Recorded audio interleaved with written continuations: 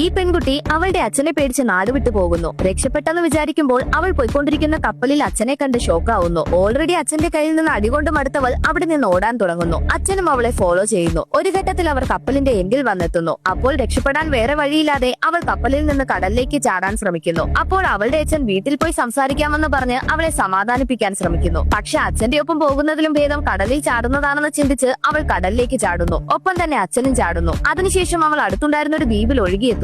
കണ്ണു തുറന്നവൾ ആ സ്ഥലത്ത് വലിയൊരു ഹെൽപ്പ് സൈൻ വരച്ചു വെച്ചിട്ട് കഴിക്കാൻ എന്തെങ്കിലും കിട്ടുമോ എന്ന് ദ്വീപിനുള്ളിലേക്ക് പോയി നോക്കുന്നു. അവിടെ വലിയൊരു പൊട്ടറ്റോ തോട്ടം തന്നെയുണ്ട്. അത് കണ്ട് ഹാപ്പി ആയവൾ പൊട്ടറ്റോ എടുത്ത് കഴിക്കാൻ തുടങ്ങുന്നു. അതിനുശേഷം വീണ്ടും തീരത്തേക്ക് വന്ന് നോക്കുമ്പോൾ അച്ഛന്റെ ബോഡി തീരത്തടിഞ്ഞിരിക്കുന്നു. അത് കണ്ട് സങ്കടം സഹിക്കാനാവാതെ അവൾ കരയാൻ തുടങ്ങുന്നു. അതിനുശേഷം 15 വർഷം കഴിഞ്ഞ് വലിയൊരു പെണ്ണായി വളർന്നിരിക്കുന്നു. ഒരു ദിവസം അവൾ എന്നത്തെയും പോലെ ഹെൽപ്പ് സൈനിൽ പാറയടുക്കി വെച്ചതിന് ശേഷം മീൻ പിടിക്കാനായി കടലിലേക്ക് പോകുന്നു. അതിനുശേഷം കരയിലേക്ക് വന്ന് നോക്കുമ്പോൾ ഒരു ഡ്രോൺ അവൾക്ക് നേരെ പറന്നു വരുന്നു. അവൾ ഇവിടേക്ക് വന്ന സമയത്ത് ഡ്രോൺസ് കണ്ടുപിടിച്ചിട്ടില്ലായിരുന്നു. അത് കണ്ടവൾക്ക് അതിശയം തോന്നുന്നു. അത് പിടിക്കാനായി അവൾ അതിന്റെ പുറകെ ഓടുന്നു. അതേസമയം ദ്വീപിന്റെ മറുവശത്ത് അവിടെ വൃത്തിയാക്കുന്നതിനായി ആളുകൾ വന്നിരിക്കുന്നു. അതിലൊരാളാണ് ആ ഡ്രോൺ പറത്തുന്നത്. ഇപ്പോൾ അവൾ ആ ഡ്രോണിനെ പിടിച്ചതും അത് തിരികെ വാങ്ങുന്നതിനായി ഇവൻ വേഗം തന്നെ അവളുള്ള സ്ഥലത്തേക്ക് ഓടുന്നു. അതേസമയം ഏകദേശം 15 വർഷങ്ങൾക്ക് ശേഷം ആദ്യമായി ഒരു മനുഷ്യനെ കണ്ടവൾ ഡ്രോൺ താഴെയിട്ട് സന്തോഷത്തിൽ അവനെ കെട്ടിപ്പിടിച്ച് കരയാൻ തുടങ്ങുന്നു.